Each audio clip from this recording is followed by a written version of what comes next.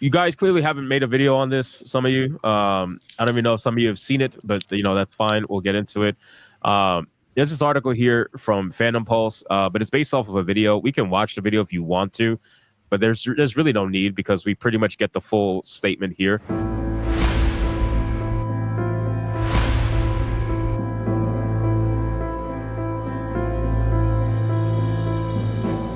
Here's what one of the executive producers said about Assassin's Creed Shadows. Now, keep in mind, Assassin's Creed Shadows got delayed. They're spending 20 million euros in 6 months of extra development, doing whatever. We still don't know what they're doing with that money. It's already supposed to be released, right? Yeah, it was supposed to be released this month, I thought. But then it got delayed. It got delayed to February 14th next year. Yeah, it's supposed to be released yesterday. Yeah, so they delayed it. They're working on it extra for a few months, and they're spending 20 million euros on it, and we don't know what they're doing. So, but that's besides the point. So this person, Kote, said the following. I'm going to read this, and then you guys give your take on it. So he said, one of the things that I've noticed since the pandemic is that we have a lot of juniors in our teams.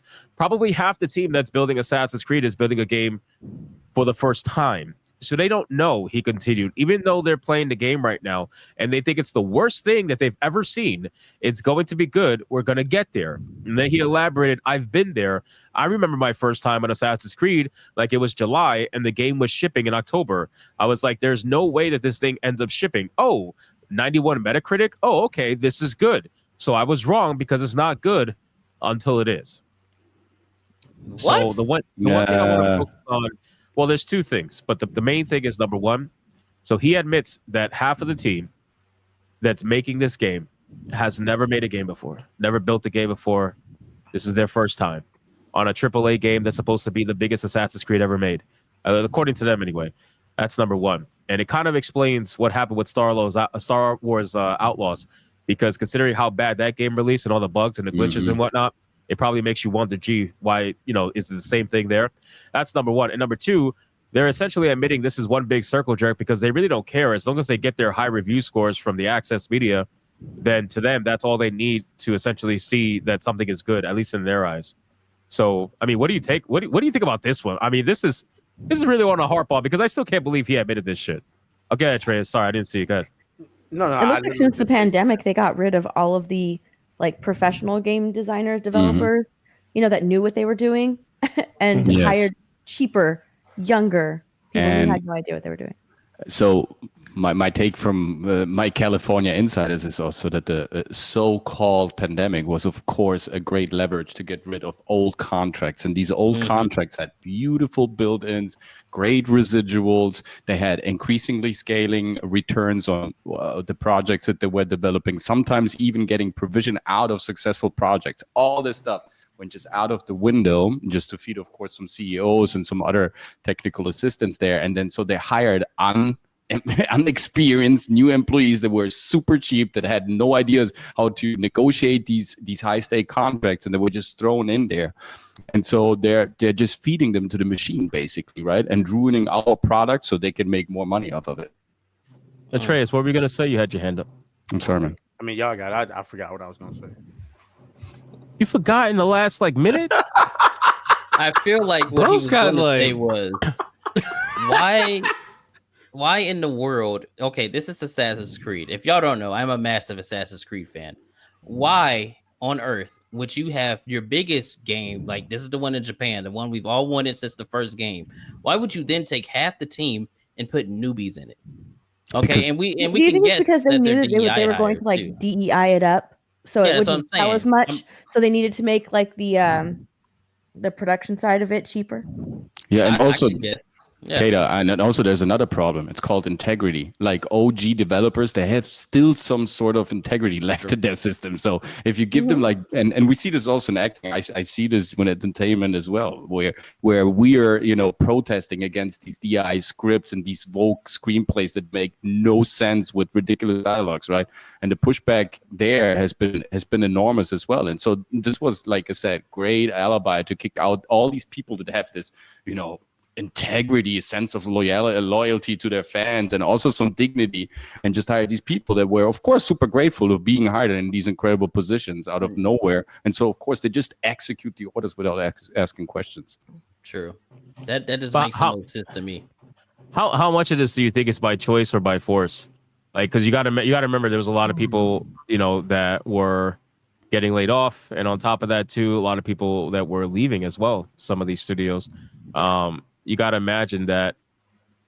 So here's what I think it is. I think it's about money ultimately. I mean, these are the cheapest people they could probably find, the ones with no experience, and they're hoping that the other half of the team can pick up the workload and kind of drag these other people along and hope that they figure it out, so that way they could get the product to just being good enough, or in industry terms, viability.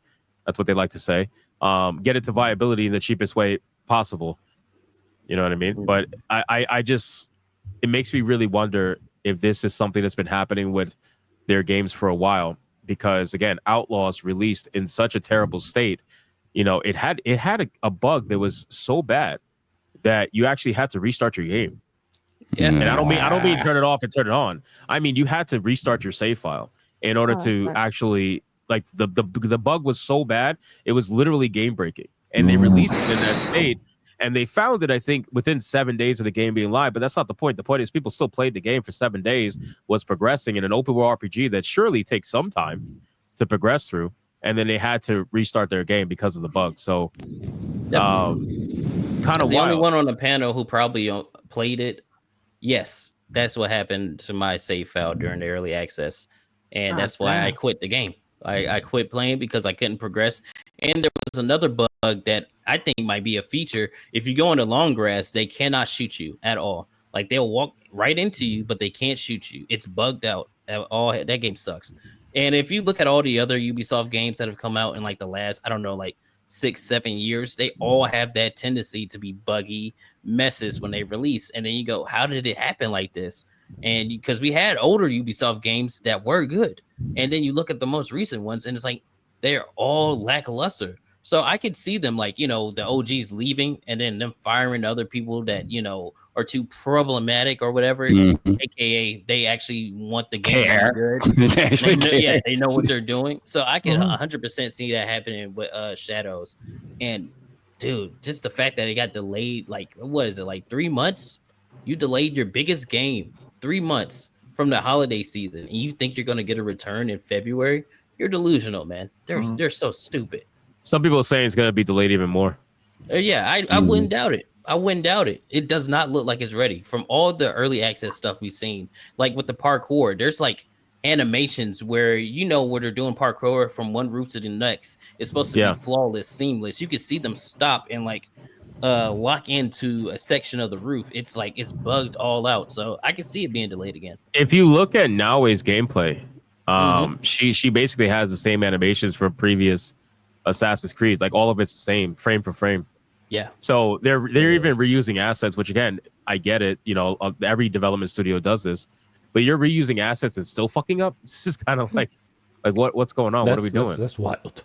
Well, it's because they have people working on the game that have very little experience. Exactly. Yeah. Good developers develop good games, and in this case with Shadows, it's a recipe for disaster. They're only delaying the inevitable with this project, and when it comes out, whether it's in February, I think they should delay it to August or even September, right on the same day Japan surrendered to America, because that would be the cherry on the top of the cake to piss on this project and to piss on the people of Japan, because everything that has gone wrong with this game, the insult this game has made to the people of Japan, they might as well just do it, man. Cherry on top of the shit cake. I'm surprised that nobody's brought this up. When I read this, all I see is the ecosystem that they've created for themselves to make sure that they, are continuously successful. What I see is you hired a bunch of people who are their first time work. This isn't a new IP, right? This isn't a AA game. This is a AAA game. So there's no reason for you to be, half of the team to be first timers.